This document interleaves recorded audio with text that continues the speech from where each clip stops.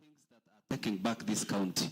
And specifically, what measures do you intend to take so that we have a better county with you as a senator? Thank you very much. I feel I should say something on diversity, and I yes, come to that just in a minute. Sure. Well, Baringo, we are endowed with resources, vast resources actually, right from the oil, you have the minerals, we have ruby, we have the fluorspar, all over. We have power, it's untapped power in Baringo. So in this diversity of resources, when I will be the senator, I will go out there to get partners, to get investors who will come and help us tap and make use of these resources. The blessing of diversity in communities. We have different communities, we have different cultures, and when I will be the senator, I'll promote unity of cohesion and integration as a family of Baringo to live together as one, united. And on the issue of corruption, yes, please. You've said I be specific, and you can check in my page. Yes, I've been very specific in criticizing the governor, the present governor, for corruption which is happening in Baringo. And I've mentioned about that house there, the governor's house. And I mentioned earlier, and it came up later, and it is in the EACC query, that money used in that, the renovation, and the re-renovation again. And the money used to buy the governor's residence land, which is idle down there in Kapkut, was inflated. And no one has even bothered to build that house. The money which was used to renovate the governor's house here, which was initially built by Jamaba down there in 1995-96. Yes, please. They used money which is even enough to build 2 governors' house.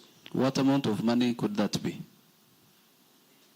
The taxpayers' money was used to renovate a house, and the taxpayer money was used to buy a land in Kapkut, and no one has even thought of building. Here we have the stadium. Money has been used, and the stadium is still bending. We have the abattoirs, which is maybe before we move to the abattoirs and even the stadium, restricting ourselves to the governor's residence, do we have a figure? Yes, the land which was bought in Kapkut was estimated to be 10 million per acre, and they bought 10 acres. And the land down there is not even more than 3 million. And that was back there in those days. So the figures are there. You can check. Yeah, it's it true. is in the query of... All right.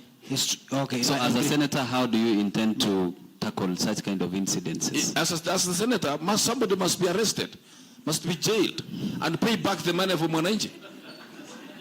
Thank you so much, Mheshimiwa Tochim. You can go to the next speaker. Picking from what, let's be orderly. Let's hear our guests in silence, please. Picking up from what Tochim has just said, that it looked like this shame in our county, and EACC actually mapped us as the second most corrupt county among the 47. What would be the first thing that you will do as a candidate if you're given this opportunity, having in mind that we had iconic leaders from, as far as the second president of this republic, Daniel Torojicha Arap Moi, who did some remarkable activities before then? Okay, thank you very much, Jepsoy. Before I go to that, yeah, I would like to talk about diversity. All right. See, this county of ours, it is actually county of honey and milk. And it's only that we need very serious leaders. For instance, we have minerals in 2 sides of Tiate and parts of North Baringo. We have diatomite, we have gold. There's a place called Cap Gold near Kipsaraman. So it's only that we have not utilized that. Number 2, we have agriculture. We have, there's cotton in 2 sides of Paraweza, but it has not been tapped, it has not been planted. Currently we are doing coffee, but we are still doing it in a very minimal manner. And finally, I would like to, in diversification, there's tourism. tourism in this count of ours has not been utilized in any way. Reason being, we have hills in this, we have lakes in Baringo, but it has not been utilized properly. So if I'll be given that opportunity, I'll make sure that all those will be implemented to ensure that we also get revenue to build our county. And then on corruption, I have a remedy. I've talked about that I'm a professional, minaito dawa ya procurement. I have a remedy for these guys. And the remedy is they have the better home for themselves. That is jail. In fact, they should be prosecuted and taken to jail. Reason being, like I have been a businessman, and I have not been a businessman only in Baringo County. But Baringo County is one of the worst because the way my colleague, Senator Japsongol, is saying, it is that percentage. It is real. In fact, it is upfront. That's what they require, which is very wrong. So the best thing is they should be prosecuted and taken to jail. And then number two, I also like to thank the president because of the introduction of e-procurement. This system, I have it in my fingertips. It will eliminate corruption in this country of ours, Kenya. So when this thing will be implemented, even if they are refusing to implement, I would like to urge the president, I would like to tell the president, please give me that opportunity and I'll make sure that e-procurement will be implemented. Thank you so much. Now, Wakili, let's still go back to the issue of diversity and the issue of inequity in this county. How will you handle the issue of inequity within Baringo County, having in mind what your colleague has just mentioned about the funds that are coming in to Baringo County? Thank you, Chief Soy. Yes. First of all, I have to say that I want to put things into perspective. Yes. First of all, my two colleagues have been legislators at the county level. They have been ward representative. And in law, they say that you cannot approbate and reprobate at the same time. They cannot cry more than us, and they had an opportunity to sit in a government that was very corrupt, and they had an option of even impeaching the governor. Yes, they had an opportunity of doing that. So they cannot cry more than us. You cannot cry more than they believe in a funeral. Okay, secondly, there's the issue of diversity that you've raised. I also see it from different angles. Diversity means a variety. We are different. I also see it in terms of the youths. You see, Baringo County have the youth. We have the women. We have the older people. We have the persons with disability. These are people who are easily forgotten. As we speak right now, when devolution was brought by the Constitution of Kenya 2010, its intention was to ensure that power is exercised at the lowest level, which is the mwananchi, kwa chini kabisa. As we speak right now, among all the decision makers, a few people, I'll say that even maybe 1% are the youths. And that's why you see we come boldly to step into these shoes so that we can be part of the decision-making table. Otherwise, we'll be the menu. So for me, on the issue, second question was on? The difference between the equity and sharing between the two. How would you make sure that is within this diversion? So that, because Ambich has just mentioned about the minorities and other groups who might not have representation in the assembly.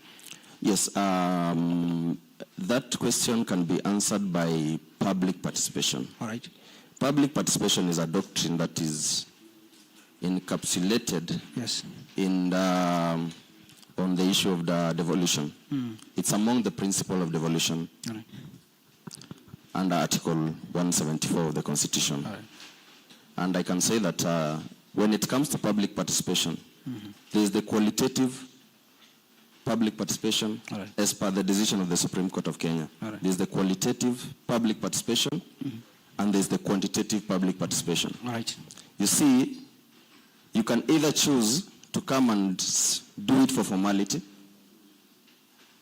That is what we always see. All right. And I say so because you have asked me a very important question Yeah. on the issue of equitable fund. Huh? Yes. You said, I think you have... Yes, sure. Yes. So Same question. how does... Kabun, you can move. How does the young people All right. participate All right. in the decision making? All right. It is through the public participation. All right. If we ensure that we marry the I two, hear you. I hear you. the qualitative and the quantitative All right. public participation, All right. I'm very sure everybody, including the minorities, All right. because the minorities, they come from somewhere, All right. and the word from the word level. Sure. Thank sure, you. Sure. Mheshimiwa Mundulel, in Baringo County, there are projects which are stalled in Baringo County. Can you highlight around 4 or 5, and why are we there as a county? Thank you, Chief Soy. I believe we can name several projects Yes. that are stalled, especially those that are white elephant projects, Yes. like the one my brother Tochim has been repeating, the stadium, because it is the face of the county. We don't have even one sports facility that is complete. Number 2, we talked about the Arbiter, but it's now almost complete. We talked about the FTC or the BAMCOS project that has been ongoing for a very long time. All right. We cannot talk about roads that are incomplete. Right. We cannot even start mentioning about bridges, the culverts that are yet to be done. There are those that have been dammed along the roads and have not been fixed. All right. So you will ask yourself, why do we have this challenge, and yet there is a budget for that and money was allocated for the same project? Sure. I believe the elephant in the room is, where does the money go? And I believe for a very long time we've not had an intentional senator, because the first role of a senator is oversight. That is beyond the oversight done by the members of the county assembly. Right. So the problem is having a senator who is intentional with oversight. I believe we had our first senator, who is Gideon Moi. Gideon Moi had his challenges and his positives. Now we had Cheptumo. But from my angle and perspective, and what motivates me to vie for this seat, All right. is I would like to go and do a detailed audit of projects that have been done in Baringo since the start of devolution. Right. Audit in this way. Can we look at a specific project, Right. ask ourselves how much has been allocated to this project, Right. how far is the project, when was it supposed to be completed, why has it not been completed, who was the contractor, where is the money? All those questions need to be answered.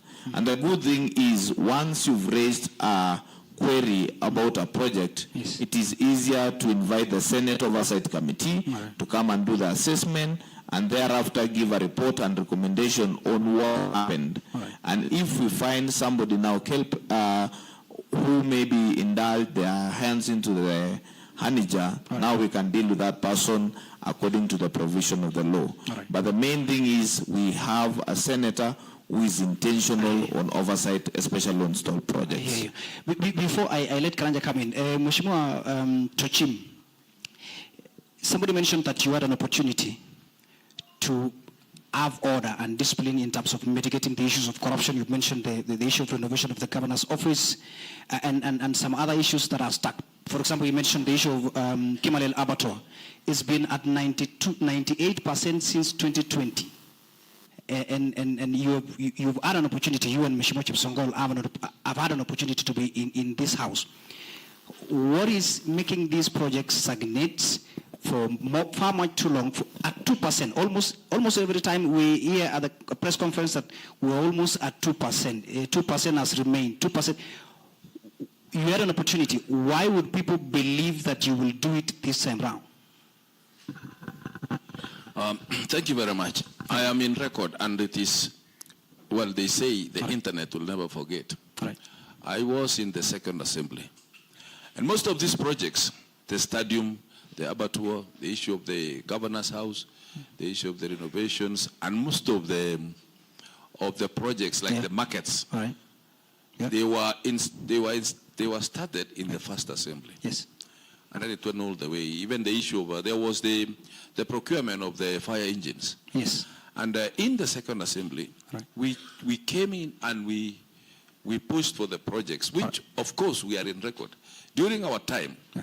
that is the time when all the projects were done. In my ward, then guess what? Most of the projects were done and we finished. Right. The issue of the, say, abattoir, I'm very clear in my mind. All right. What affected the completion was the procurement. All right. The procurement, there are guys who are there who wanted to get, they wanted a cut, they wanted a percentage. All right. They went there, the procurement, when it was almost finished, it went back again. And you see, these were grants all right. by the EU. From the UN. Yeah. And then the EU, yeah. it affected that. All right. So I want to say, the problem starts from the head and it goes down. Mm-hmm. So you've asked me, what did you yeah. do? Yeah. We did our part. All right. We did our part during our time and we left. And then the problem is just extending and going and going. Mm-hmm. The problem we have now is the partnership which the executive has done with the assembly. All right. When we find the executive and the assembly staying together, dining together, the result and the outcome, Mwananchi will suffer. The projects will delay. I have said on and on again that the governor and the MCS, yes. they signed a treaty that wewe kula yako mimi kula yangu. That is why the MCS will never even criticize the governor. Mm-hmm. And that is why the corruption is ongoing. Go and check in my Facebook page. Go and check in the internet. I've been criticizing the governor all through, even when I was the MCA. All right. Check in my word. All the projects were done. There is no corruption. All right. I'm very clear. My mind and my hands are clean. Yes, yes. That is why I want to be the senator to give a proper oversight. I am tempted to also ask Chepsongol. Mheshimiwa wakili amesema mnaomboleza kushinda mfiwa kwa sababu ilhali mlikuwa kwenye karibu. Mheshimiwa, let's welcome Daniel Kipto. Please appreciate him. Karibu sana. Let's appreciate him. Do the greetings as fast as you can, because you came late, otherwise we will surcharge you. All right, all right. Please Thank you, sir. Find a place to sit. All right. Ladies and gentlemen in the audience and those of us in the online audience, Mheshimiwa Daniel Kipto in the house. We will give him an opportunity to acclimatize as we proceed. Mheshimiwa Chepsongol, hii maneno yako 10 yangu 10. Umekuwa kwenye county assembly leadership. Ni hakikisho gani? Which assurance are you giving the people of Baringo County that you will do things differently while restricting yourself to representation, oversight and legislation? Again, kuna hii maneno ya public participation. Kuna tetesi kwamba we go to the public participation and then the money that you as a senator has mobilized zikuje pale kwenye county, there is ineffective way of allocating to the projects, so that we find a borehole, we dig 7 boreholes, we are not able to equip them, and then we end up with those stalled projects that Mheshimiwa Munduleli is talking about. Wewe kama senator mwenye utaingia, uta handle this thing in what way? Asante sana. Let's give Mheshimiwa Chepsongol please quiet time to answer his questions. Na nduku Chepsoi. Proceed Mheshimiwa. Tafadhali, let's be orderly. Kwanza kabisa nataka nikusie jambo ambalo limeweza kukuswa na wenzangu. Yes. Kuhusu mambo ya ufisadi. Yes. Na ukasema kwamba ni njia gani mko na mpango gani? Ikikumbukwa kwamba umewahi kuwa kwenye county assembly. Nataka niseme ya kwamba kwa ukweli mimi ni mtu wa kwanza ku-exercise hiyo mambo ya ukatusi nikiwa mwakilishi wadi. Nakumbuka in 2013 tuliletewa tu bajeti na sisi tukaambiwa kwamba identify projects ambao you want to be done in your ward, and we did so without doing a public participation. That was 2013-2014 financial year. So we identified the projects. Every MCA brought this list to the executive. And you know, the executive, you know, you were new people to the Devolution. So now the Devolution, the executive, yes, did their work. sure, Because everybody is new. Uchumi inaelekea wapi na gani. So mambo haya mengi yakafanyika. I remember we allocated monies in 2014-2015 stadium ya Gabanet. Na ikafanya kazi. After J-Boy left, the second governor came in. And the second governor, because the phase one, tuliweka pesa phase one, tukapitisha contractor kafanya kazi. In phase two, Governor Giptis came in. Governor Giptis stopped and questioned that I want to know how much money was allocated to this project. Katika harakati hiyo, pesa zile tulikuwa tumepitisha ikahang, haifanyi kazi kwa sababu kuna investigation going on. That is why you see the stadium ikasimama kwa sababu kulikuwa kuna pool, watu walikuwa na push and pull. Yes. So hapo ndio nilikuwa nataka kusema kwamba kwa ule wakati wetu ambao tuliingia wa kwanza, mambo mengi tulikuwa wakeni. Na kama kuna watu walitumia ukeni wetu kutafuta mbinu yake, alifaulu. Na pengine wale ambao waliingia wakajaribu.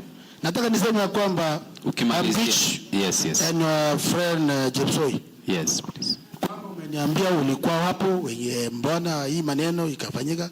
I want to tell you, in the first assembly, kila mtu alikuwa mgeni. Na kila mtu alikuwa anajichunga inakaa namna gani. Na pengine kama tulifanya makosa, tulisamehewa kwa sababu hakukuwa na sheria ambayo ilikuwa na cover ya maneno. Kwa sababu ilikuwa ni ukenini ya Devolution.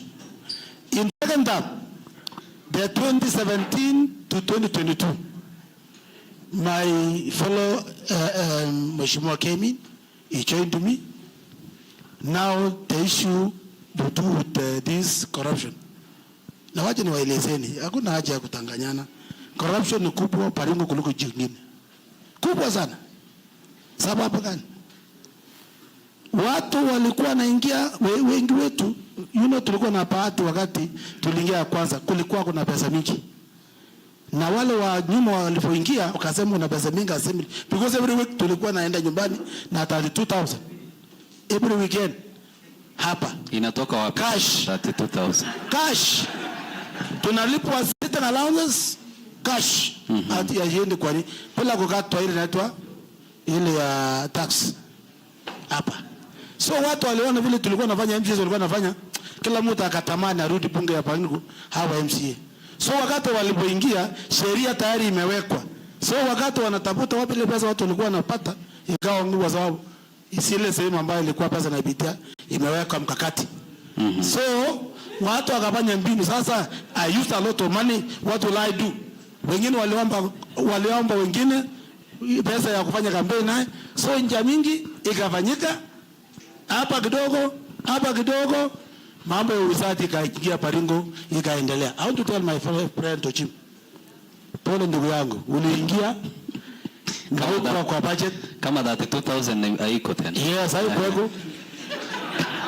So waliingia huko. So I want to say, nikimalizia ni kwamba yes, conclude because we tulipitisha wakati tulipoona kwamba hakukuwa na mpangilio. Sure. Ya allocation of monies to projects. Yeah. We initiated sheria ya kwamba tuweze kupuni sheria ambaye tuweze kuchukua pesa siende kwa kila watu. Asante. You will stop at that and then we'll come back because baadaye we will also be asking you, because now you are going to Senate, the aspect of legislation. Most of us, and I think all of you, have said that you are out to become the senator because you have the passion. Anything that you are passionate in is something even when you are asleep, you dream about. And I'm sure each and every one of you has something that they intend to legislate on once they make it to the Senate. But let's have Mheshimiwa Daniel Kipto, karibu sana. We have been waiting for you. We knew you were on your way here, and of course we will tutasema pole kwa safari. We know all of you are have been out there because running against time. But thank you for finding time to be here, despite having come late. Right. Please introduce yourself, because you were not in the first round of the debate. It's good for the people of Baringo County to get to know you today. Karibu.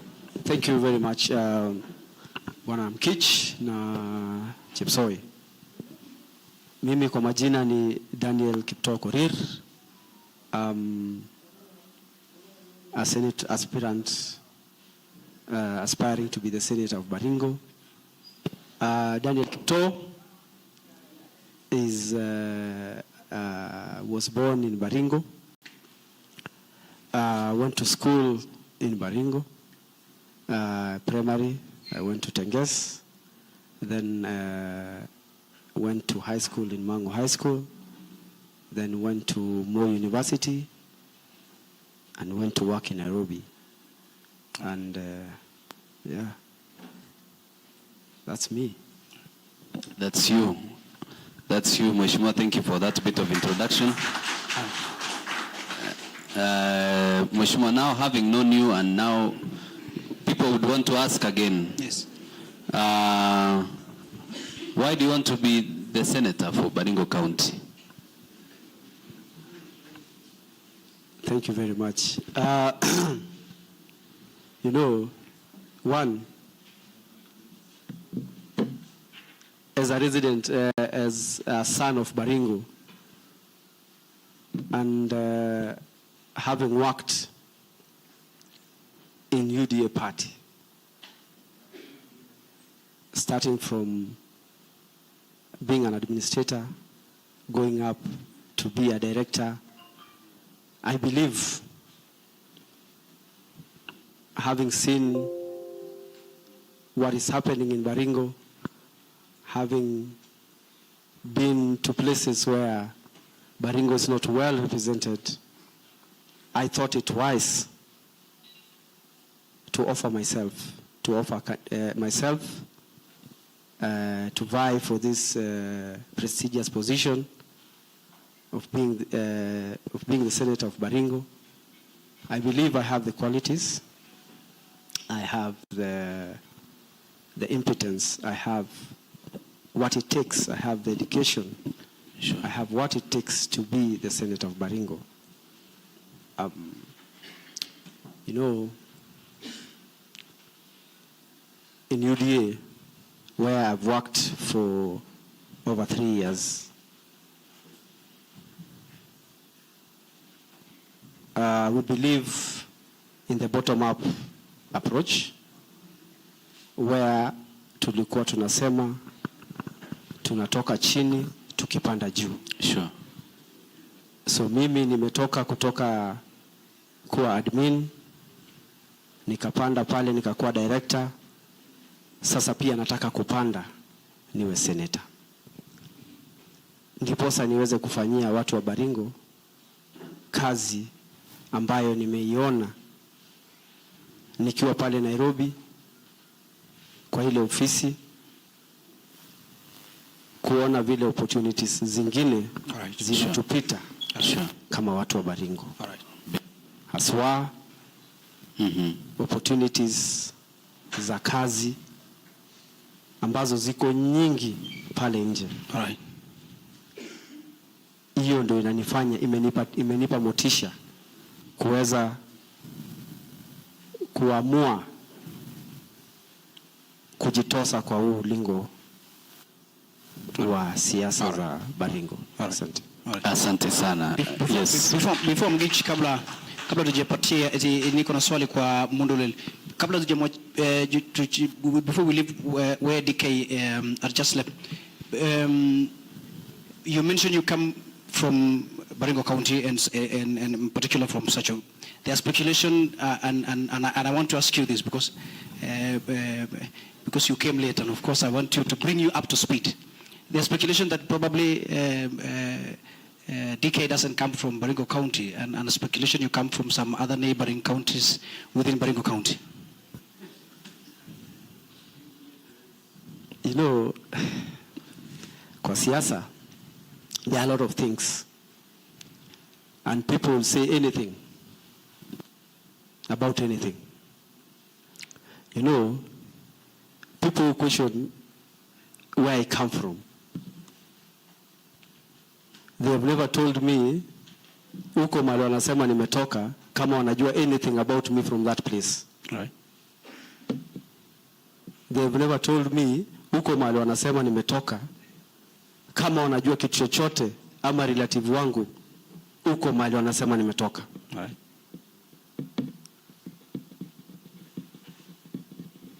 I come from Baringo Central. Both my parents come from Baringo Central. All right. My mother and my father. Right. I have relatives in Baringo. All right. You know, this question looks so unfair. Sure. To me. Mm-hmm. But of course, it's, you know, I don't want to say why, you know, sometimes you have to prove where you come from because you show your father, this is my father, All right. this is my mother. All right. I don't want to go That to direction. that length, No. to that direction. Yes. Because I've told you that I come from Sacho. All right. You can go to Sacho, Koyorus. That's where I was given the mantle to All right. buy. All right. Mm-hmm. It was, I did it, it was live streamed. Sure. Sure. I came to my uncle's, it was live streamed. All right. I don't know why other people are believed to be more Baringons than I do. All right. Yeah, they have never asked Chepsongol why. Chepsongol hujawahi ulizwa kama wewe ni mtu ya Baringo. Yes. Ni kama mimi, unajua waje nisema Mgishi. Unajua shida yetu sisi. yes. That is why ndio napenda kusema Yes. it is good for you. Huyu jamaa ameumia kwa sababu ametoka masomoni akapanda acha mingo na hii watu ndio usiulize maswali.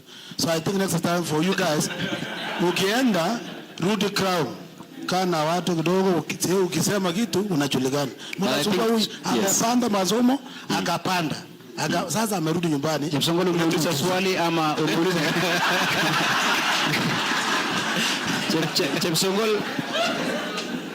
Chepsongol, sisi tunauliza maswali. Wewe umeuliza swali kama aspirant ama candidate, lakini tunakubaliana na wewe. Asante. The reason why we wanted Chepsongol so that Mheshimiwa Chepsongol and Mheshimiwa DK, tunataka kuuliza at least watu wa Baringo County wanataka kusikiza na kutuelewa.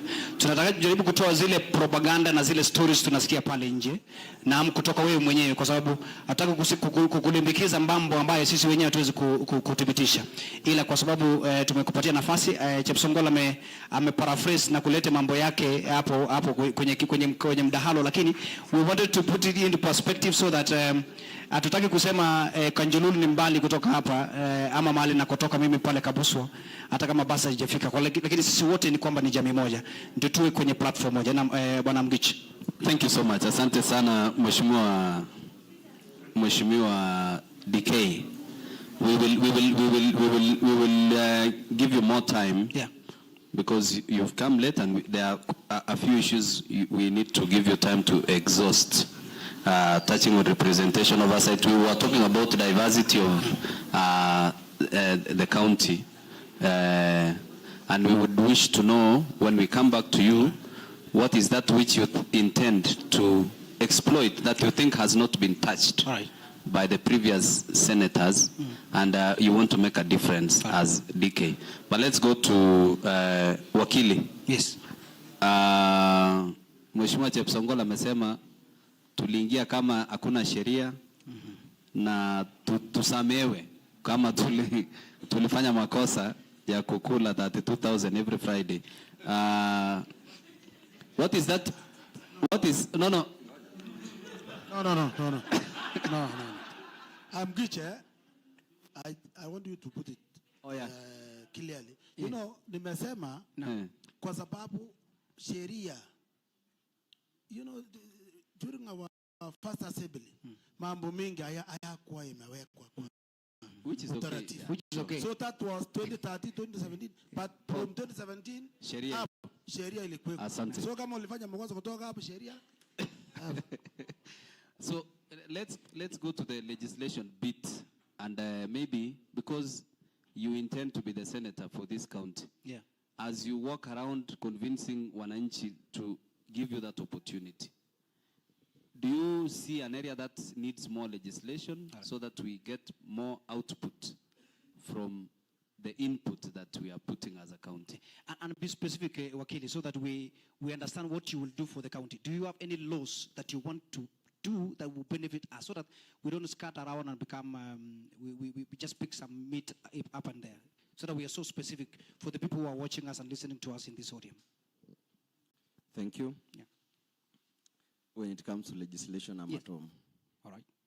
Because I'm a lawyer.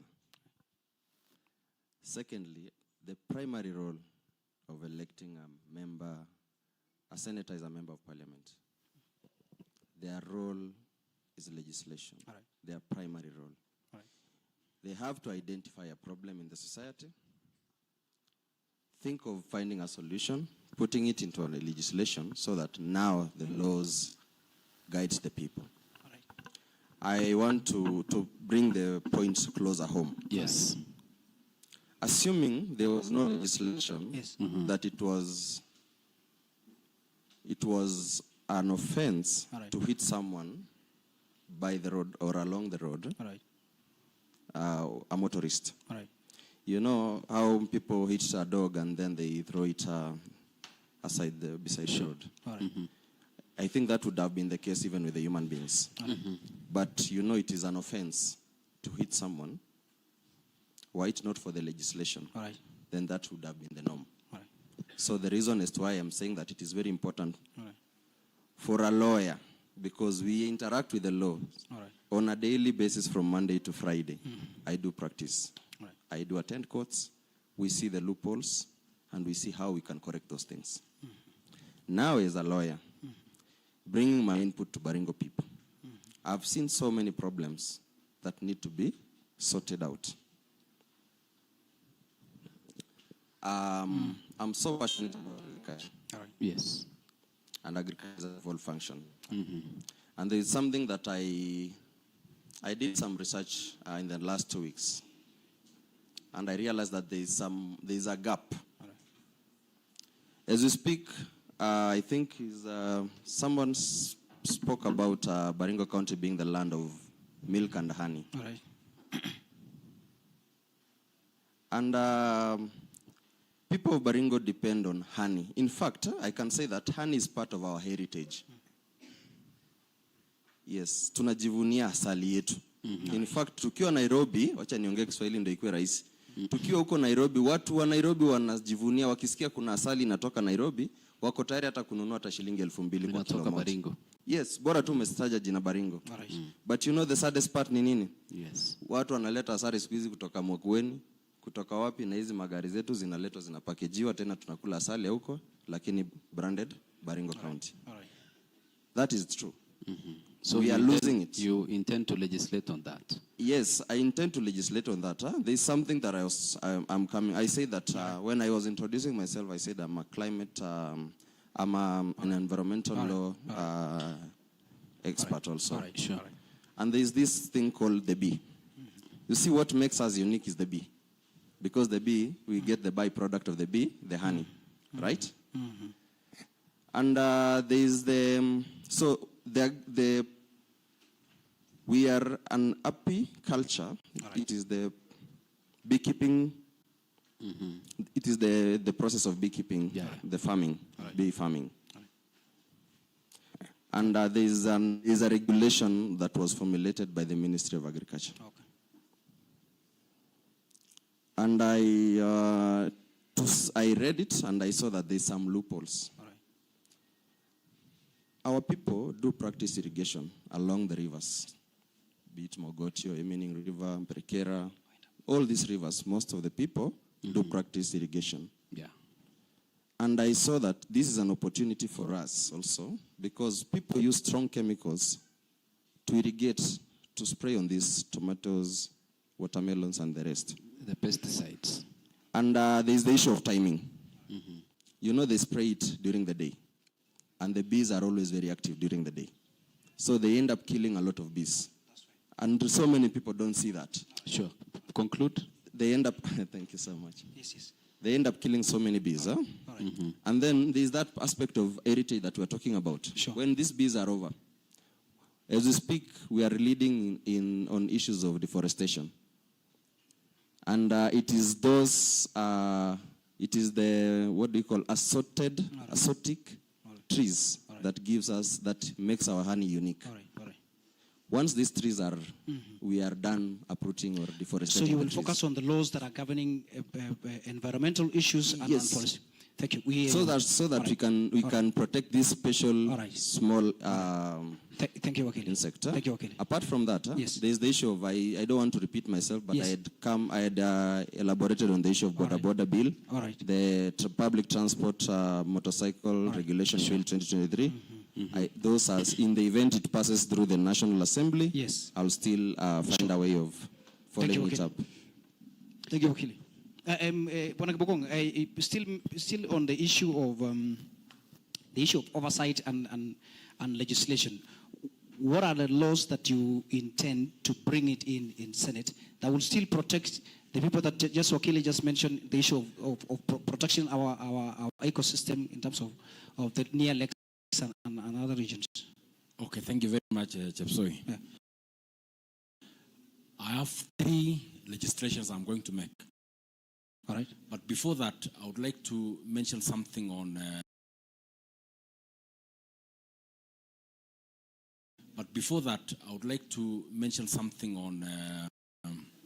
on delayed those projects which are stalled. Yes. Yeah. You see, my colleagues here, they are not telling us the truth. That is Chepsongol and Tochim. Right? They are very lucky to be in Parliament.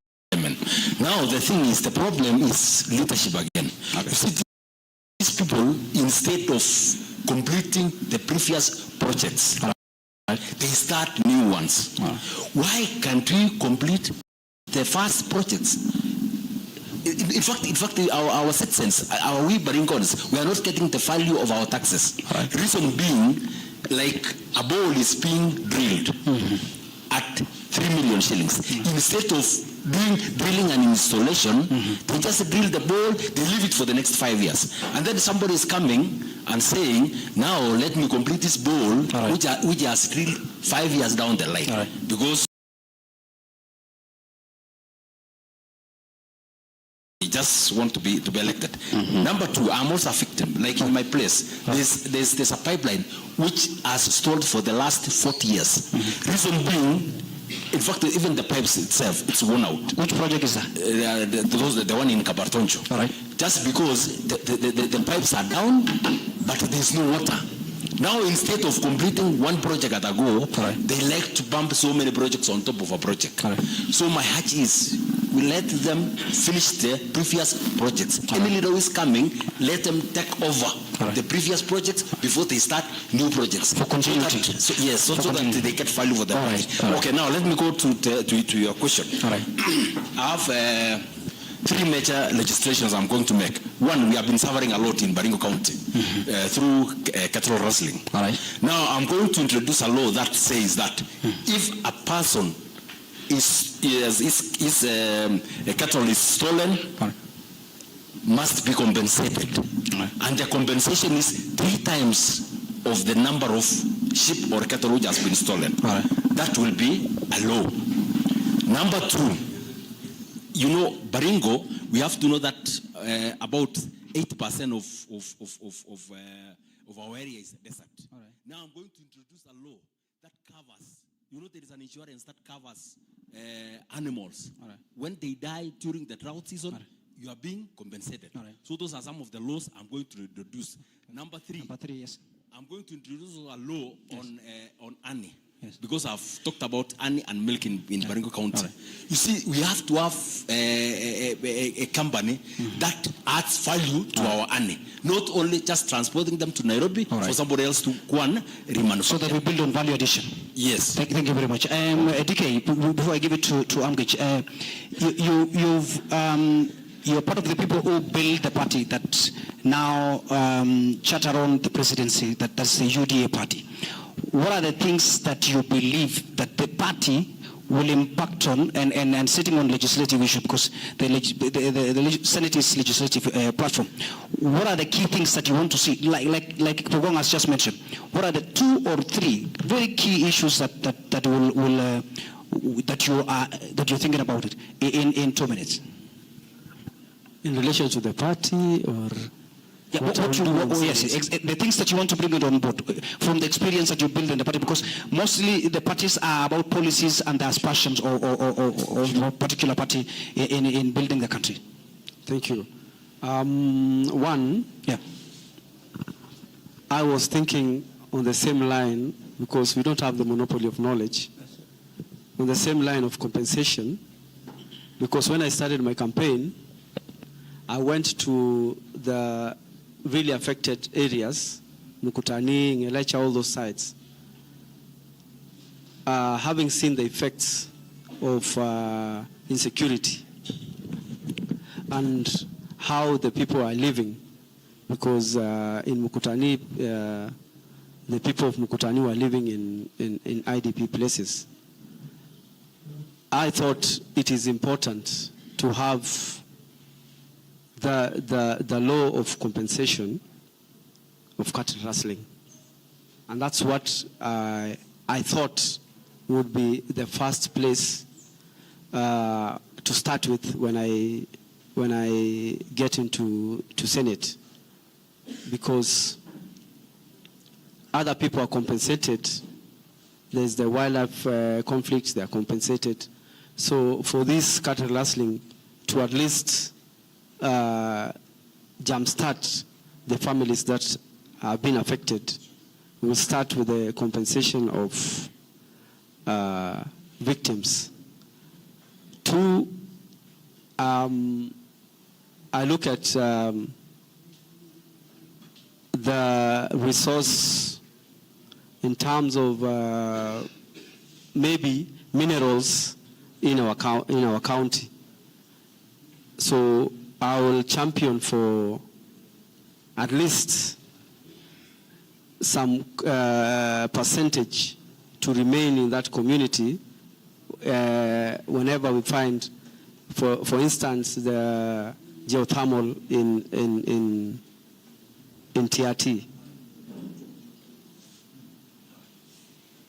Basically, in the party, using the policies that the party championed for, because the party had a plan,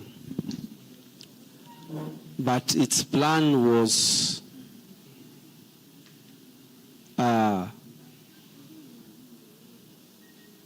affordable housing, universal health care. I will also champion on the healthcare bill in Baringo, because at least, or what I see in Baringo is that we are not maximizing on the funds that we have because we tend to use it on the it's called what? Issues to do with the are you talking about the issue of the model of Murang'a County on what do you call Senator Governor Kangata bill? Is that the same model? Yes, All I right. think on a different model. Yes. We need to start a model where we can ensure that the people in Baringo Yes. get better health care All right. by ensuring All right. that the county equip All right. our hospitals I hear you. with All right. proper medication, All right. proper equipment. All right. But I think when the president came to Baringo, All right. it was Economic Forum. All right. He promised, I think, 3 things: All right. that he will upgrade, All right. he will build the stadium for us. He will equip our hospitals. All right.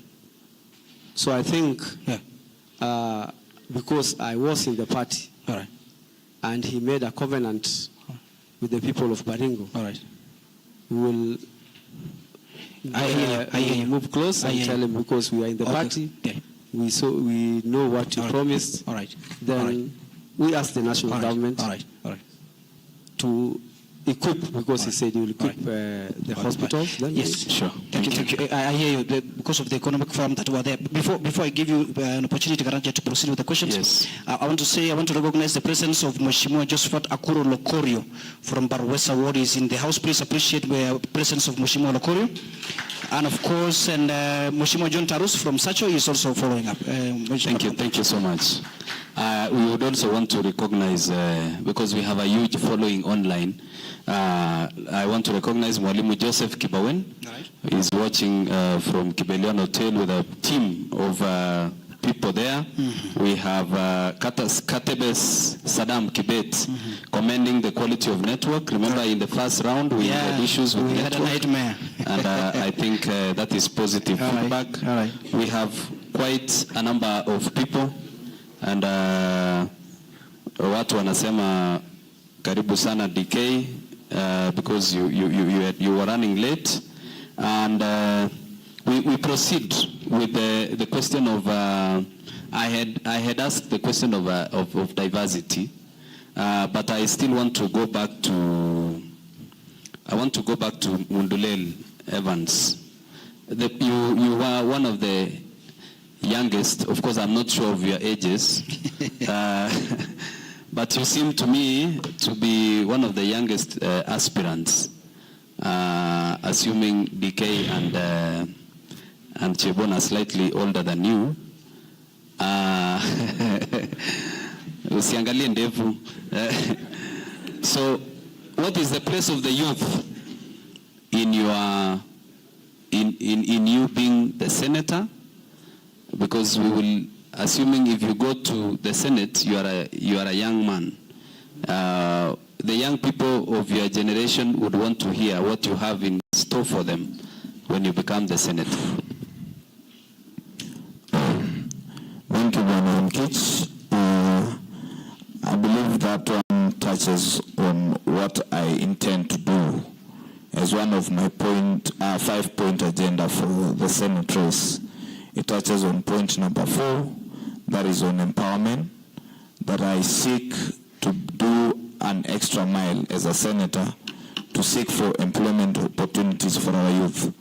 In this way, it is possible to lobby for opportunities by reaching out to different entities, different offices, and even non-governmental organizations that can take 1 or 2 youths. And as I had said earlier, that my target is just to have around 5 youths in every ward to get an employment opportunity in the next 1.5 years. So I believe if I can do that, 5 multiplied by 30, I'll do 150. But now also that touches on the legislation aspects that we need to do. I believe it touches on, I was looking at how we can amend the local content bill, because that one is what deals with what DK was talking about, having the local resources remain within a county. But now, apart from the local resources, I'm feeling that we need to stretch it a little bit to touch on ensuring that I think apart from local resources, we need to stretch the local content bill at least to touch on the human capital aspect. Remember, I'm a human resource by profession. So if you look at the human capital aspect, resources are issues to deal with maybe gold, to deal with water, and also minerals. But now, human capital is also a resource by its own. We can ensure that every time we have a project in Baringo, for example, the housing project that is taking place, the industrial park that is being done by the government, we ensure that 30% of the workers in that setting are youths from Baringo. So this means that if a contractor is employing 100 youths in a setting, 30 of them should come from Baringo, because we believe we have skills, we also have the brains that can run that. Sure. So maybe, can I run through some two legislation? Yeah, sure. You are going to do? If you can do it in a minute, we'll appreciate. That will be okay. So apart from amending the local content bill, one of the priority bills that I seek to sponsor when I be the Senate is, I talked about it earlier, one permit policy. That one is a national aspect, because as a senator, you'll be dealing with legislation at national level and also helping the MCA on legislation at county level. So national level, I'll deal with the one permit policy so that it is possible we leverage on the e-citizen and also the electronic way of doing things that the government is introducing, so that now you can do permit in Baringo and it can work across the country. The second thing is I'm working on dealing with the amendment on tourism acts, so that we can see how best can Baringo benefit from the tourism acts that are there.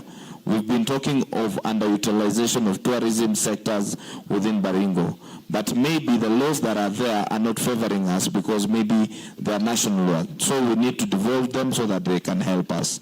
The last one is I'm going to look at, to work very closely with the members of county assembly on this issues legislation. Sure. Because I believe they are partners in legislating for county laws.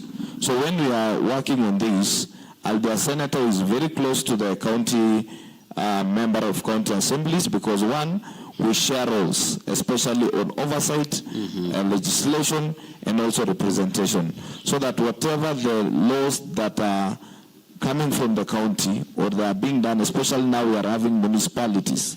So having municipalities, we have to cooperate to ensure that those municipalities are run in the best way possible across the whole county. So those are major areas that I'll focus on, adding on what DK talked about issues in security, but I won't repeat those ones. Thank you. Thank you so much. Thank you so much, Mondule. That has been well explained. I think I want to go back to DK. DK, we have had a conversation about corruption while you were on your way here, and we've asked your colleagues to give us their instant coffee solution to corruption in Baringo County. First of all, there has been an admission, especially by Mheshimiwa Tochim, that there is mass wastage of resources. So even EACC has come out to put us on the wrong page in terms of issues when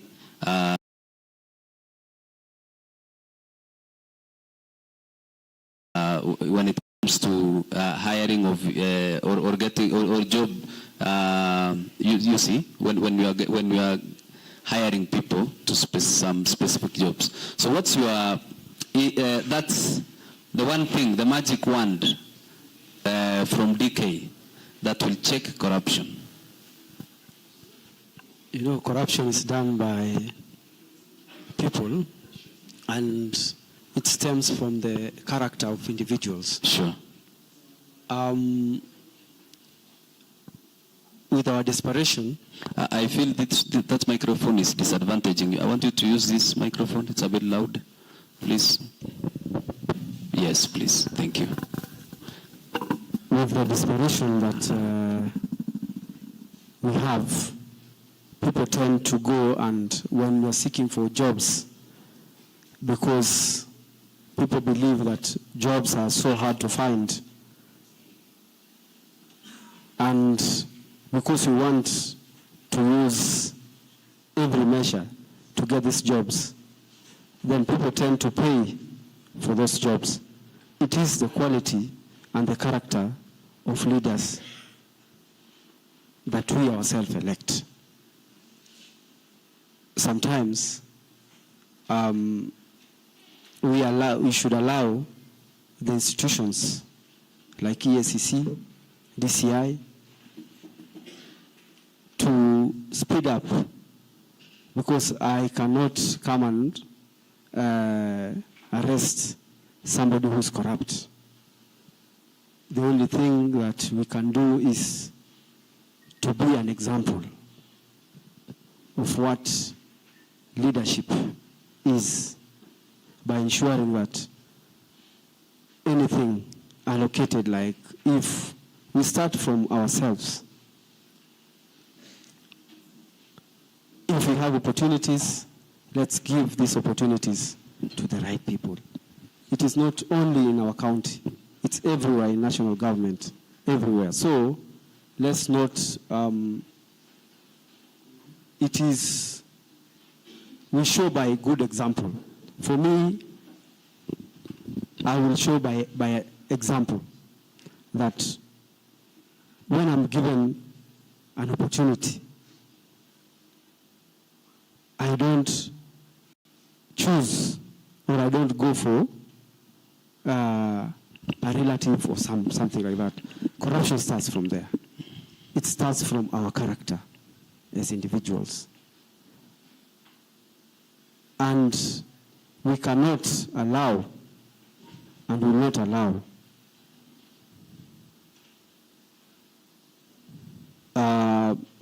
we should allow the institutions to do their jobs. You see, there are institutions that are in the Constitution that are mandated to do that job.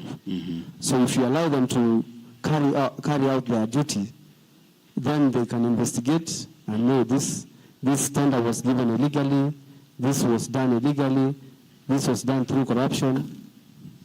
So you propose that the law should effectively take its course whenever one is found guilty of a corruption case.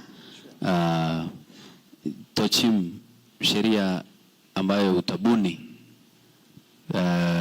once you become the senator. Do you have one in mind, legislation? And then we'll close with Chef Songol. Then we go to the audience. They also have a few questions, and then we can call it a wrap. Thank you, Amkich. Before I give my intention of presenting a bill, I want to inform my friend Bogong and also Kipto. They've mentioned of intending to present a bill on cattle rustling and compensation.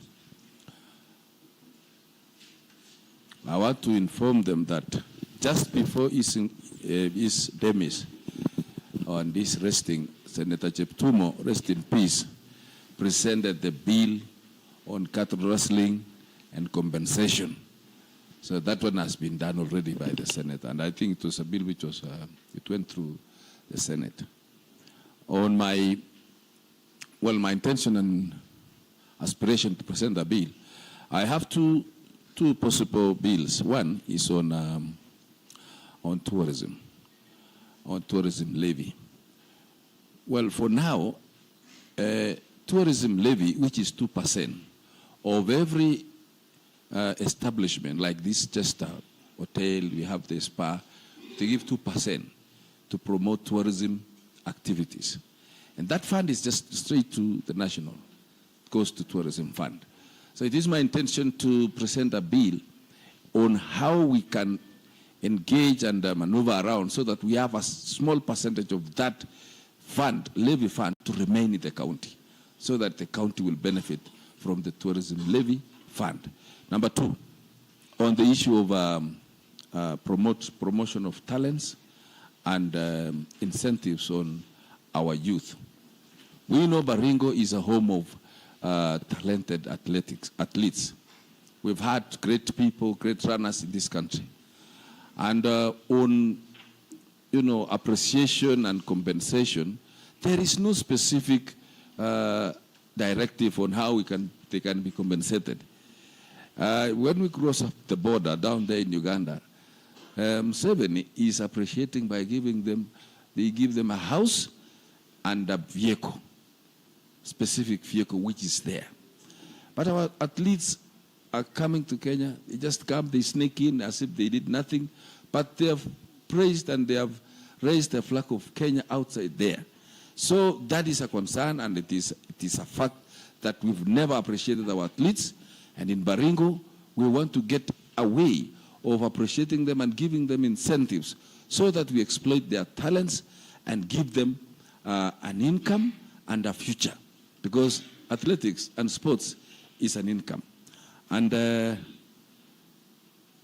was there a question or I've answered? You've exhausted that. Okay. On the issue of legislation. Mheshimiwa Chepsongol. Maybe kuna the issue of legislation. Uko na sheria ambayo pengine you intend to go to Senate with, and then I want you to couple up with a question, a question that I've picked up online from one of the young people asking that kuna kizazi hiki cha wazee ambao wanataka kwenda Senate na kuna vijana hawa, na wewe what is the assurance to the young people that even as a senator you will still be able to look back and take care of the young people in a way that they think maybe Mundulel, Chebon and DK would do better? Convince them. Thank you, Kich and Chepsoi. My fellow honorable members here, everybody, you ask them whether will they sponsor a bill. And even me, I want to say that I have one which I'm intending to present if elected as a Senator Baringo. One, I will sponsor a bill empowering MCAs to do their work independently. That is, when I be elected, what I'm going to do is to seek advice from the legal people. Senate, there are some people who call themselves learned friends, and they are mixed in the Senate. And all of us, Mungu hakutupatia tuwe judges ama wakili. Kuna mwingine mwalimu amechakuliwa kwa senator, mwingine daktari hako Senate. So kila mtu hako na nafasi. Na mimi I will seek that advice from the legal counsel. The legal counsel will advise me to go on about it. So that one, and the second one. So how do you want the MCS to be empowered, Mheshimiwa? So that we understand what you're saying. You remember that if in monies which is being allocated to counties, all right, always members of county assembly used to be begging the executive that please, when they have exhausted their budget, they go back to executive requesting to have them some monies. Na wakati executive wakikataa, so now wanaanza sasa kuonyesha macho. Na executive wanaanza kusema no, you have exhausted yours, ama wakate budget yao. All right. So when watu wakipewa nguvu hiyo, pesa zao sikuje direct, ikuje assembly na executive ikuje hakutakuwa na mambo ya kila mtu will do is oversight, all right. And the other one to implement the projects. But they still receive 700 million as a county assembly. For example, Baringo County, they receive 700 million to be utilized as an assembly because they, of course, they are independent body. So we still want to understand how will they be empowered because they still get their own budget of around 700 million. But let me tell you, yes, those monies lies still in the. So you want additional funds to the assembly? No, we want independently. Money should come directly to assembly, which it is allocated to assembly, not through executive. Ndio waweze kupimia ewa. Wasema kwamba no, because we have got certain projects we want to be implemented. So assembly, you have to cut your budget. All right. You see, ukienda ndani hapo utapata maneno bwana. Nimekuwa ndani huko. I know what is going on there. Do you think still assembly still lacks funds to legislate or oversight the executive? Of course. Budget ikikatwa, the executive wanarudi kwa MCS, wanasema budget ya assembly vile tiyo tumekatwa, lazima hiyo ni katwe. Sasa utapata wrangles. So hakuna kazi itafanyika, ni kufutana, impeachment, alafu kama anakopa impeachment, he releases monies for development to account assembly. Projects inalala. Wakili, is that factual? Okay. So that we don't mix issues here. Are we together? Tumeelewana na Chepsongol. Chepsongol sijui kama amesema anataka kuongezewa pesa. Anasema kuna hizi pesa za assembly, kuna venye governor anaweza enda kuomba kwa kitu kutoka assembly alafu waongezewe. Akinyimwa assembly wanamnyonga. Because honestly, I thought there were distinct difference between the executive and the assembly. Yes, the answer. Yes. Let me just put it clear. All right, put it clear. I wanted to tell you that. Yes.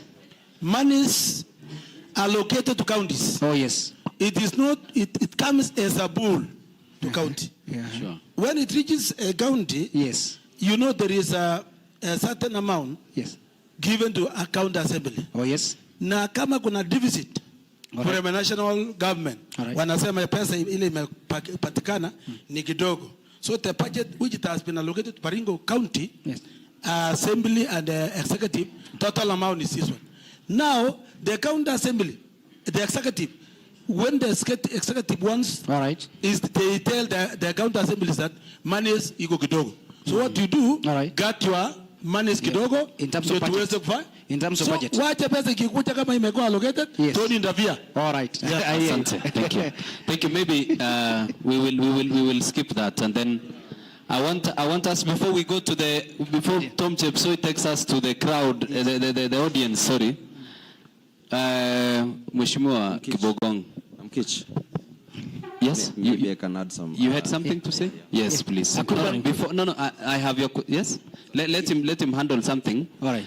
There has been the question of legislation on the issue of insecurity and the matter on compensation. All right.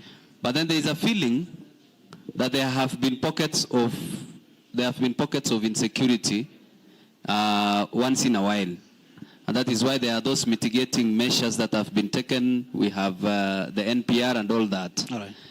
Someone would say that we may not have exhaustively addressed the root cause. As a senator, how do you intend to completely diffuse with whatever root cause that has existed leading to the banditry or the insecurity issue? Okay, thank you, Jepson. Now,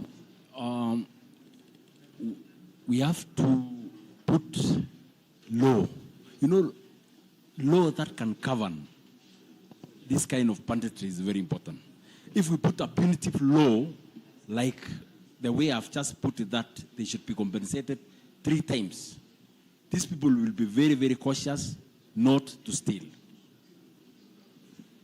So that's what I believe. It is actually the punitive law. And then number 2, I wanted to put something across on the bill that I'm going to introduce. You find that many Kenyans, especially business people, especially... Let's appreciate Tobolei, Ukrif Tobolei as he comes in. Do the greetings faster, Mheshimiwa Tobolei. Karibu sana Mheshimiwa Tobole, karibu sana Mheshimiwa Tobole. Let's settle down. Karibu sana. Tutulie tafadhali, tutulie Pigeni tafadhali. makofi tafadhali, alitulie. Very good. Proceed. Asante, asante. Let's proceed. Let's settle down. We are approaching midnight. Tutulie tafadhali kwa sababu saa zimeenda. Before we find Tobole for coming around midnight. Let's go back to you, Mheshimiwa. Kindly, tafadhali wananchi tutulie tafadhali. Yes, Mwesh. Okay, what I want to put across is this. The introduction of the new bill I'm going to put, I'm going to introduce in Parliament. All right. Sorry. Tafadhali, we are being unfair to Mheshimiwa Kibogong. All right. Proceed, Bwana Kibogong, before we go to questions. Okay, his microphone is struggling. Check his microphone, tafadhali. Very good.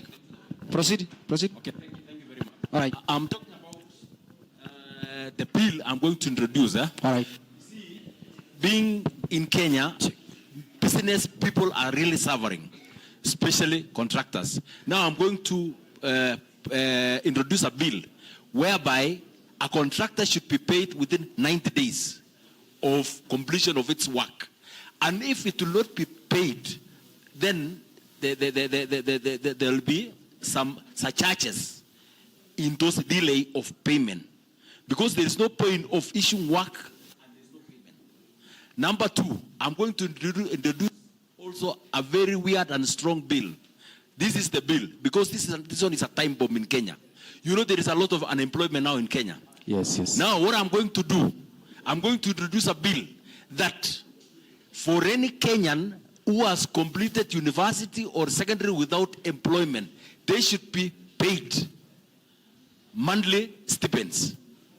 And number two, apart from being paid monthly stipends, they should medical cover should be free, and education to their children. Sure. They are not in payroll. Thank you.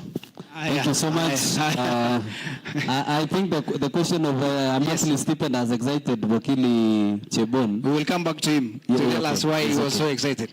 Maybe Wakili, you're not employed. Why are you appreciating Kibogong appreciation? Before we give it to Mheshimiwa Tobole to introduce himself, I think we can do a quick one. Mheshimiwa Tobole, we were together in the first session.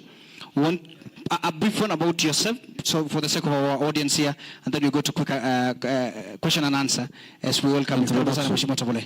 Maybe you can couple that with the introduction and why he wants to be there. Yes, a brief one. Okay, thank you very much, Tom and my brother Amkich. For one, please accept my most sincere apologies for arriving extremely late. I acknowledge that I am very late into this debate. I was in the Meet the People tour along Eldama Ravine, Sirwa route, and there was a lot of interjections and acknowledgement of greetings from the people, which really I couldn't stop them because they will want to hear from me, and they're excited, or better still thrilled to meet me. So my most sincere apology. Secondly, please forgive my voice. I have been into a lot of Tobole, fire, see fire, and this is part of the introduction. Yes. Fire, see fire is part of the introduction. I have been into a lot of rallies. When I say fire, see fire, I mean too much voiceovers. So, thank you. My name is Wycliffe Kipsang Tobole, one of the aspirants in the United Democratic Alliance Party in the forthcoming party primaries to be conducted exactly 6 days from today. Wycliffe Kipsang Tobole is a youthful aspirant who has had the dream to be the senator of Baringo County for the longest time now. The journey to aspire to be the senator of Baringo County began way before the 2013 elections where the first senator was elected. But the opportune time, or God's time, was not yet there. And so I began my journey in 2023 to become the senator of Baringo County in 2027. Unfortunately, we lost our senator, William Cheptumo, may his soul rest in peace. And that is why we are here, gearing up to a by-election. Now, quickly, why I want to be the senator of Baringo County. I have always said that there is a void, there is a gap of vibrant leadership in Baringo County. I see a lot of lapse in proper representation of the people of Baringo County at the national arena. And so I feel that our people require the energy that I have to represent them at the national level, at the Senate, and generally in the political arena. There is a gap, there is a void. We lack, we are not well spaced as a county. We are not well positioned as Baringo County. We are behind, we are lagging behind in what I call being well represented as a people. I want to fill that gap. I want to create, a niche of Senate position in Baringo County. I want to set the standards of this position high, the bar high, so that then we have a point from which to reference.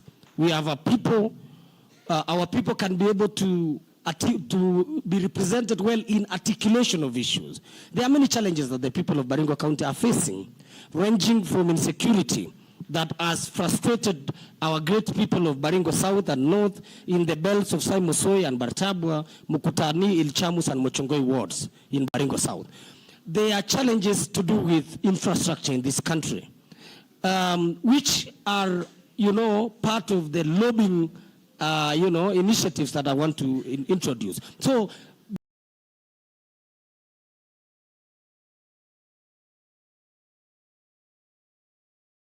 a gap that I want to fill. Thank you.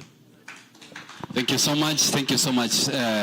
Wycliffe Kipsang Tobole, asante sana. Want to do a quick one? Yes. Mheshimiwa, my good friend Amgich. Want to do a quick question, one question only, and then we go back to a quick answers, and then we go back to our candidates. We can ask them about. We can do a gentleman. How prepared are they with the party? Okay. The senior member here, I will pick two people from this belt. Or gender, we will consider gender. And then just hold on, Kidogo. Let me pick the fellow with the black coat. Just hold on, Bwana Chipching. And this section, I will pick you here. And pick Bwana Cherutich. Okay, at Pale Nyuma. Okay, we will give it to you. Yeah. Then in this belt, we'll pick Jim Toll. Now this belt has lost it. No, ngoja kiongozi. I want a lady here. Please, I want a lady here. Ngoja kiongozi kidogo. Kiongozi kidogo. Ngoja. Wewe agency wa blue. Wewe jamaa blue. Haya. Naam. Bwana Chipcheng, a quick one question only, and then before you ask the question. Now, this is the order, gentlemen and ladies. Be as professional as much as possible. Don't ask profane question. Usiulize ile swali ambayo itakuwa na uzushi. Naam, Bwana Chipcheng, a quick one. Tupatie nafasi. Thank you very much. Let's tumsikize tafadhali. Mr. Kipsoi. Tafadhali tumsikize. Ndugu, tafadhali tumsikize. Proceed. My question comes from what has been said, especially by the two candidates, Mr. Jepson Cole and Mr. Tochim. Yes. The two of them have been in our county assembly. Jepson Cole has been in 2 terms and Tochim once. When they were inside our county assembly, they kept quiet on the issue of corruption. And after they have been defeated, All right. they came out being a mouthpiece and shouting of corruption. All right. While they were inside, they were also busy hitting. All right. All right. Now your question is about corruption among the two MCs, huh? Yes. Are we together? Yes. Is that okay? Yeah. All right. Thank you very much. Yeah. Thank you very much, Mshing. Yes. Asante sana. The fellow with the black coat. Andika swali so that No, the guy let me know. suit, in a black suit, in a black jacket. In a jacket, yes, Yes. please. And then ule bwana huko pale mwisho. Naam. Karibu swali moja. Okay, thank you very much. Tumsikize tafadhali. And Kitch for this opportunity. Yes. Okay, I want to ask maybe two questions to Jeb Songol and my good friend Wakili. One, Mr. Jeb Songol, thank you very much for challenging these people. The question, please. The question is, one, we are having... Hold on, please proceed. We've heard about illegal mining happening in those areas of Kapturo. All right. And this is an issue whereby it was started without involvement of the National Land Commission. All right. And the people were not compensated. Yes. And by then, it was around 2018 when it was started, and you were the area MCA. All right. Good question. So what will you do when elected as a senator to make sure that those people have been compensated? All right. Very good. Second question, ya Wakili. The second question to Wakili is we have a catastrophe of banditry and cattle rustling. All right. And when you go to the courts, when somebody is arrested over banditry, all right, and cattle rustling, all right, you will find that they are being brought there to the court, and they are accused of stolen theft. All right. You will find that there is no law covering. All right. So the question is about the law that is and banditry. All right, what will you do? All right. Good question. Good question. Good question. Good question. We understand you. We understand you. We understand you. We understand you. Thank you very much. Asante sana. We go to this gentleman here. He's asking a question. If somebody is arrested for caste rustling, okay, so we understand. We understand the question. I'm calling Bismarck Yatich. Yes. From Barwesa Wat. All right. I have question. Please proceed. Basically to youthful aspirants. Yes. And I know I'm seeing three. All of them can answer my question. Right. There is runaway corruption in our county government, ranging from stalled projects like the stadium and selling of tenders from what we hear from in quotes. All right. Now, what are you going to do? All right. To at least save the residents of Baringo County from losing money. From losing money through such vices. Correct. Including now targeting the special groups, that's the youth. All right. And persons with disabilities with a 30% portion that they should be having, yet the octogenarians are taking. Thank you very much. Thank you very much. Thank you. Cherutich here. Yeah, before I come to Cherutich, the gentleman, 30 seconds. I don't know. A quick one. Thank you so much. Yes, proceed. Proceed. All right. Okay, thank you so much. I'm sorry for that. Just go straight to the question. Please, okay, I'm asking out of our 7 or so aspirants who are there, senatorial thing, aspirantship is about representation so much. All right. I'm asking, there is only one senator who I'll not ask a question, but the others, two aspirants, I'll not ask your question, my brother. Yes, I'm going to do that. Yes, yes. Now,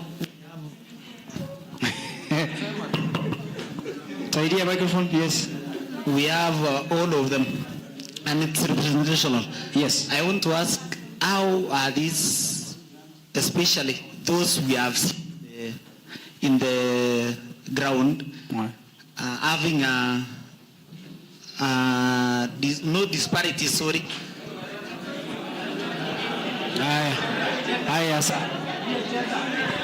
Thank you very much. We hear you. Asante sana tafadhali.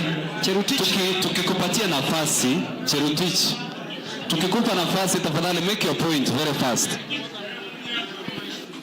Tumsikize bwana Cherutich. Okay, kwa majina ni Cherutich Richard. Yes. Niko na swali. Na swali yangu ya kwanza ni hii. Tumsikize. Kwa hao wote wenye ni aspirants. Yes. Swali yangu ni hii. No. Kuna bill yenye iliwekwa signature na president ambaye ni PWD's bill. Yes. Na mpaka saa hizi tunaona kwamba ifanye kazi. Wewe kama senator ukiipata utafanya nini ili kuona kwamba hiyo bill imefanya kazi? Correct. Swali la pili ni hii. Naam. PWDs sisi tunaona kwamba tunasaulika. Ni ile tu wakati wa kampeni kama saa hii wanapokaa hapa kwa podium wanasema PWDs. Alright. Lakini ikifika mahali wamepita wanaenda one way. Alright. Mimi kama Cherutich kwa niaba ya PWDs nauliza, je, how will you convince me ya kwamba ukishika hiyo kiti utakumbuka PWDs? Swali ya tatu. Bila kupotea, naam. Swali ya tatu. Yes. Ni hii. Yes. Baringo County. Naam. Tunapokaa ni namba 2 kwa corruption.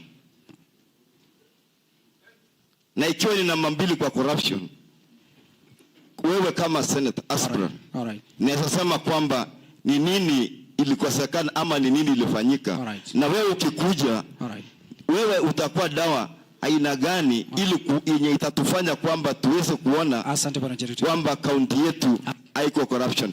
Asante. Very good. Asante sana. Tafadhali umefunga njia. I think we answer those one first, then we come back to you. Let's have a lady. Okay, and then we come back to you. I still have your list here. A quick one. My name's Shakina. Yes, Shakina. From Kapropita Ward. Yes. But I'm voting in Captain Bor Primary School. All right. My question goes direct to Chebon and Kibogong. Have you registered a party?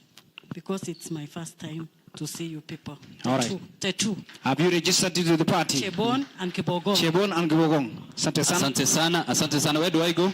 Oh, here. Yes. No.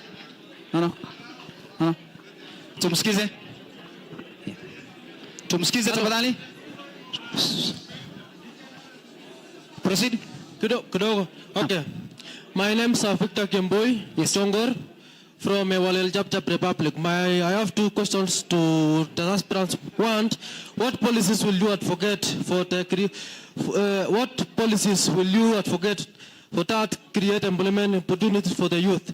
Secondly, how will you ensure that women, marginalized communities, people with PWDs are included in planning and benefit from county and national development plans? Thank you. Thank you very much. The last one, and then tunarudi mara ya pili. Tunarudi. What is Jimton? Tunaja. Tuaje tupate. Okay. A quick one. My name is Jimton. I come from Mogoto. And I'm going to ask some questions, and I'm going to direct them at DK 777. Question number 1. You've confirmed that you are a resident in Baringo. But then, when we've been fighting for youth and leadership in this county, we haven't seen you participating. When the likes of Kina Almeida and Kina Chepsongol have been fighting for the party, we have not seen you. So my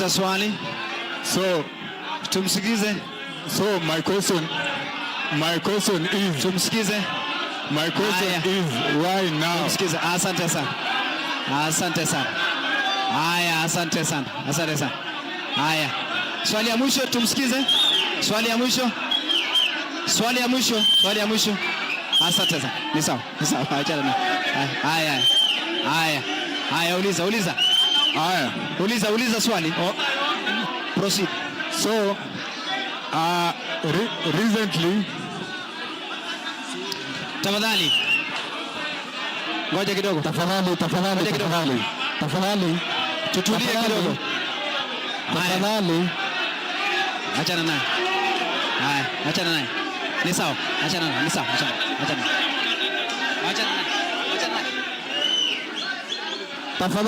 Tafadhali.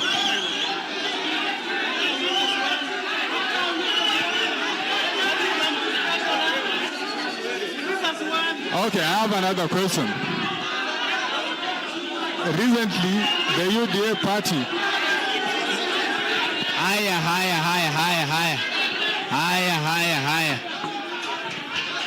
Wananchi hoye. Tafadhali. Wananchi hoye. Tulikuwa tumesema namna hii. Tafadhali. No. Tulikuwa tumesema tusiulize swali. Tusubiri kidogo. Let us order. Let us make progress. Wewe, young man, tafadhali. Wewe, bro, tulia. Order.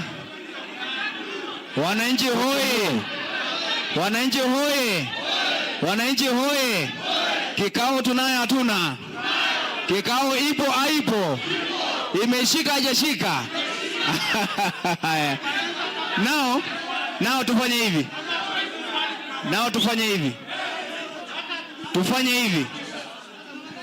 hivi.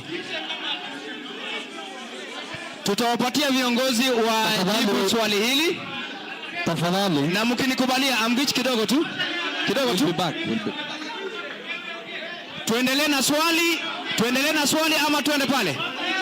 Haya, mpatie swali. No. Sikiza. Yes. Umsikize basi, msikize huyu. Msikize basi. Tafadhali. Tukue wangwana tafadhali. Chepsoi. Haya, ya mwisho. Excuse. Asante sana. Chepsoi. Kwa majina naitwa Young Billionaire. Hello Simonong, tumsikize. Chepsoi. Excuse. Wacha mpatie. Tafadhali tu. Tumpatie bwana maswali aulize. Proceed. Asante sana. Kwa majina naitwa Young Billionaire. Chairman wa bunge la wananchi. Naam. Swali yangu ni moja tu. Naam. Rahisi sana. Naam. Hao maseneta wetu hapa. Unawajua? Yes. Kuna seneta ambaye anajituma. Na kuna seneta ambaye anasukumwa na watu. Mimi nauliza swali yangu. Ngoja nauliza swali yangu moja rais. Nauliza swali yangu rais. Namaliza swali yangu rais. Uliza swali. Nauliza swali yangu rais. Naam. Huyu seneta ambaye kidogo tu, wacha nimalize. Huyu seneta ambaye anasukumwa. Atatufanyia kazi kama wakaji wa Baringo County ama atafanyia huyo jamaa ambaye anasukuma yeye? Asante. Haya. Kabisa. Haya. Wananchi hoye. Tulikuwa tumesema tuko wastaarabu, sio?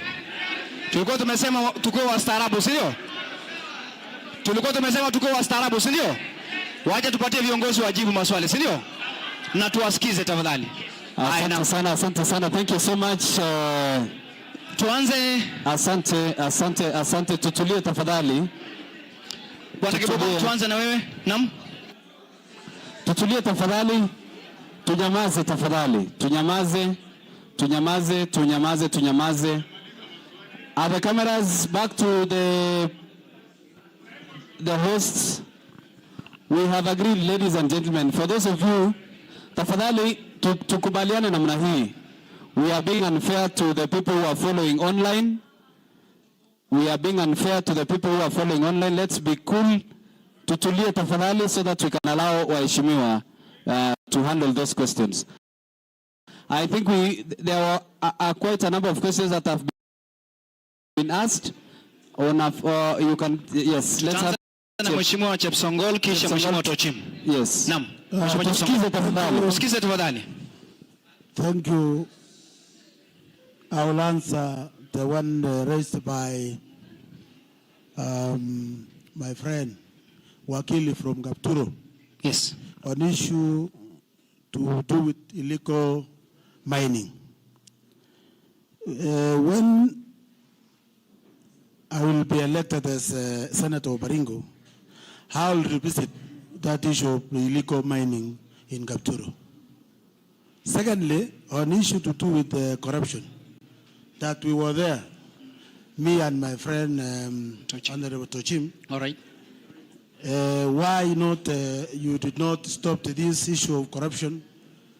I want to tell you, my friend Chepcheng, that we have answered that question. Yes. When we were being asked by the interviewers. Yes, sure. So I think might be you are not there. Yes. And let me just leave to my fellow honorable member here. Yes. Might be to heart on something. Yes. Mheshimiwa Tochim. Mheshimiwa Tochim. Check. Let's be orderly. Quiet, kindly. Directed to me and my colleague Chepsongol. And it was a concern that when we were in the assembly, we were quiet and we were not criticizing or doing the right oversight. But I think I had answered that myself, I've been very consistent, and our team during